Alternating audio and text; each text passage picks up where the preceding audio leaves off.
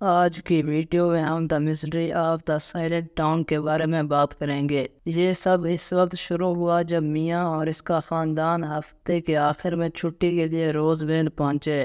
جنگل کی پہاڑیوں کے درمیان بسا ہوا عجیب سا قصبہ ہمیشہ سے اپنے دوستانہ رہائشوں اور آرام دہ دلکش کے لیے جانا جاتا تھا، لیکن کچھ بند تھا۔ جیسے ہی وہ شہر میں داخل ہوئے، میاں نے خوفناک خاموشی کو دیکھا۔ سڑکوں پر گاڑیوں کی قطار لگی ہوئی تھی، دکانیں کھلی ہوئی تھیں اور لوگ گھوم رہے تھے، لیکن کوئی بات نہیں کر رہا تھا، ایک لفظ بھی نہیں۔ دکانداروں نے قیمتوں کی طرف اشارہ کیا، بچوں نے ہاتھ کے اشارے سے بات کی، اور یہاں تک کہ زندگی کا معمول غائب تھا۔ ایسا لگتا تھا جیسے کسی نے پورے شہر پر خاموش بٹن دبا دیا ہو۔ میاں متجسس اور بے چین اپنے سامنے والے پورچ میں جھاڑو دیتے ہوئے ایک عورت کے پاس پہنچا۔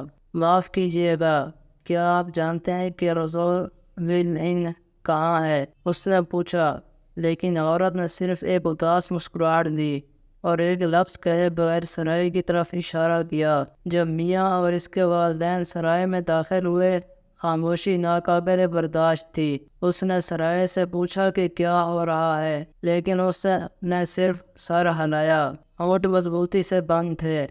اس کے والدین نے اسے کندھے اچکا دیا، یہ سوچ کر کہ یہ صرف ایک عجیب مقامی رسم ہے، لیکن میاں اس احساس کو نہیں جھٹک سکی کہ کچھ بہت غلط ہے۔ جوابات تلاش کرنے کے لیے پرعزم میاں نے قصبے کو تلاش کرنے کا فیصلہ کیا۔ روز ویل کے کنارے پر اسے ایک چھوٹا سا راستہ ملا جو جنگل میں جاتا تھا۔ جیسے ہی وہ جنگل کی گہرائیوں میں گھوم رہی تھی، خاموشی اس کا پیچھا کرتی رہی، لیکن پھر اسے کچھ سنائی دیا، ہلکی سی سرگوشیاں۔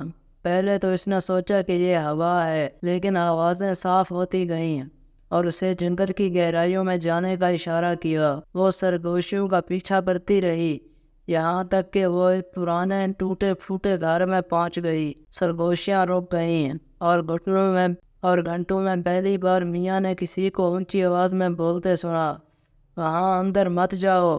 میاں نے مڑ کر دیکھا کہ ایک لڑکا اپنی عمر کے قریب ہے، جو کہ پھٹے ہوئے کپڑوں میں ملبوس ہے، چند فٹ کے فاصلے پر کھڑا ہے۔ اس کا لہجہ سنجیدہ، تقریباً خوف زدہ تھا۔ کیا ہو رہا ہے؟ اس نے پوچھا۔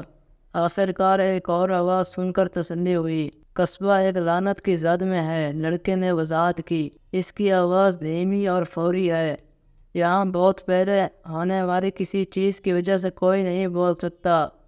وہ سب جانتے ہیں، لیکن کوئی بھی اسے اونچی آواز میں نہیں کہہ سکتا۔